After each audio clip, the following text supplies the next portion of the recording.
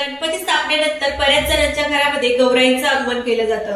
2025 मध्ये गौरी आगमन कधी करायचं, गौरी पूजन कधी असणार आहे आणि गौरींचं विसर्जन कधी केले जाईल, त्याचबरोबर तारीख आणि शुभ मुहूर्त काय असणार आहे हे आपण आजच्या या व्हिडिओतून पाहणार आहोत।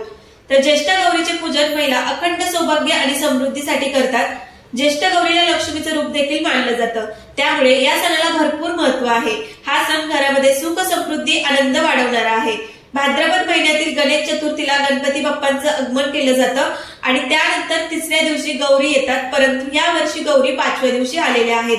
तर भाद्रपद महिन्यातील अनुराधा नक्षत्रावर ज्येष्ठ गौरींचं आगमन होतं। ज्येष्ठ नक्षत्रावर पूजन केलं जातं आणि मूळ नक्षत्रावर विसर्जन केलं जातं। गौरी या ठरलेल्या दिवशी येतात आणि ठरलेल्या दिवशी जातात। तर 2025 मध्ये ज्येष्ठ गौरी आवाहन हे 31 ऑगस्ट वार रविवार या दिवशी केले जाणार आहे। गौरी आवाहनाचा शुभ मुहूर्त दुपारी 12 वाजेपासून सायंकाळी 5:30 असणार आहे आणि यात अतिशय शुभ मुहूर्त हा दुपारी 3:57 ते 5:30 असणार आहे। म्हणजे 4 वाजल्यापासून ते 5:30 वाजेपर्यंत अतिशय शुभ मुहूर्त आहे। दुसऱ्या दिवशी म्हणजेच 1 सप्टेंबर वार सोमवार या दिवशी गौरींचं महापूजन केलं जाईल। तर गौरी पूजन मुहूर्त सकाळी 6 वाजेपासून ते सायंकाळी 6:45 असणार आहे। त्यानंतर तिसऱ्या दिवशी म्हणजेच 2 सप्टेंबर वार मंगळवार या दिवशी गौरींचं विसर्जन केलं जाईल।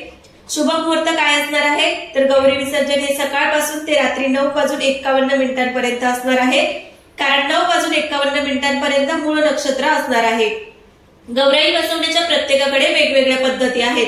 बऱ्याच ठिकाणी उभ्या गौराई असतात, तर काही ठिकाणी बसलेल्या असतात, तर काही ठिकाणी फक्त मुखवट्यांची पूजा केली जाते, तर काही ठिकाणी फक्त पाचपाली म्हणजे झाडांच्या पानांची देखील लक्ष्मी म्हणून पूजा केली जाते। भाग बदलला की रूढी परंपरा बदलतात, त्याचप्रमाणे सर्वजण सण एकच असतो, परंतु सण साजरे करण्याची पद्धत आपापल्या भागाप्रमाणे आणि चालत आलेल्या रीतिरिवाजाप्रमाणे साजरे केली जाते। गौरी आवाहन विधी परंपरेनुसार घरामधील सौभाग्यवतीने किंवा मग माहेरी आलेल्या लेकीने गौरींचे मुखवटे तुळशीजवळ पूजन करून उंबरट्यावरती ठेवलेल्या धान्याचं मापटं ओलांडून आतमध्ये आणलं जातं। तर गौरी घेताना गौरी वाजत गाजत घरामध्ये घ्यायच्या असतात। त्याचसोबत आपल्याला म्हणायचं असतं, आल्या आल्या गौरी आल्या, कशाच्या पावलांनी आल्या, तर धनधान्य सुख समृद्धी घेऊन आल्या असं बोलायचं आहे। गौरी घरामध्ये घेताना कुंकवाच्या पाण्याचे हात किंवा मग छोटीशी पावलं तुळशीपासून ते गौरी जिथपर्यंत बसवणार आहोत तिथपर्यंत आपण काढायचं आहे। त्याचबरोबर घरातील गोठा, स्वयंपाक घर, ठेवणीची जागा म्हणजे संपूर्ण घरात गौरीला फिरवून आणायचं आहे, म्हणजे सगळीकडे लक्ष्मीचा वास राहील, सुख समृद्धी लाभेल आणि यानंतर गौराईंची स्थापना केली जाईल।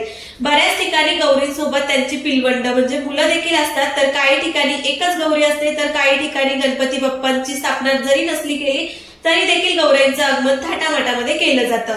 गौरी हा माहेरवासणीचा सण मानला जातो, त्यामुळे या दिवशी गौरी ह्या मुलीच्या स्वरूपात आपल्या घरी येतात असं मानलं जातं। त्याचबरोबर त्यांची पाहिजे तेवढी हाऊसमौस पुरवली जाते। नवी कोरी साडी, साज शृंगार, वेगवेगळ्या प्रकारचा फराळ केला जातो। पहिल्या दिवशी गौरीला शेपूची भाजी आणि भाकरीचा नैवेद्य अर्पण केला जातो आणि मुख्य दिवशी म्हणजे दुसऱ्या दिवशी गौराईंचं पूजन करण्याची परंपरा असते। या दिवशी सकाळी पूजा आरती करून बनवलेले फराळ जसं की लाडू, चकली, करंजी, शंकरपाळी, चिवडा इत्यादी नैवेद्य देवीला अर्पण केले जातात।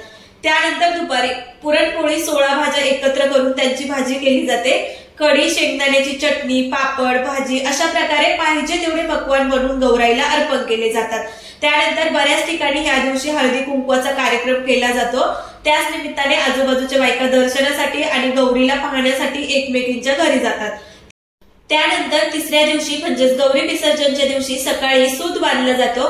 त्यामध्ये हळदी कुंकू, बेल, फळ किंवा मग झेंडूची पाने, झेंडूची फुले किंवा आपली भोपळ्याची फुलं, रेशमी धागा यांची प्रत्येकी एक गाठ बांधून गाठी तयार केल्या जातात आणि ह्या सुताच्या गाठी गौराईच्या ओटीत किंवा मग माथ्यावरती, डोक्यावरती ठेवल्या जातात। त्यानंतर आरती करून गुळ, खोबरं आणि शेवयांचं खीर नैवेद्य अर्पण केला जातो। त्यानंतर गौराईला नमस करून आशीर्वाद मागितला जातो आणि काही चुकलं मागलं असेल तर माफ करा आणि पुढच्या वर्षी लवकर येण्याचं आमंत्रण द्यायचं आहे आणि यानंतर गौरीचे विसर्जन केले जाते। तर अशा प्रकारे 2025 या वर्षी गौराईचे आगमन होणार आहे। त्याबद्दल संपूर्ण माहिती, शुभ मुहूर्त, 3 दिवसाचे नैवेद्य यांची संपूर्ण माहिती सांगितलेली आहे। व्हिडिओ शेवटपर्यंत पाहिल्याबद्दल तुमच्या सर्वांचे मनापासून धन्यवाद।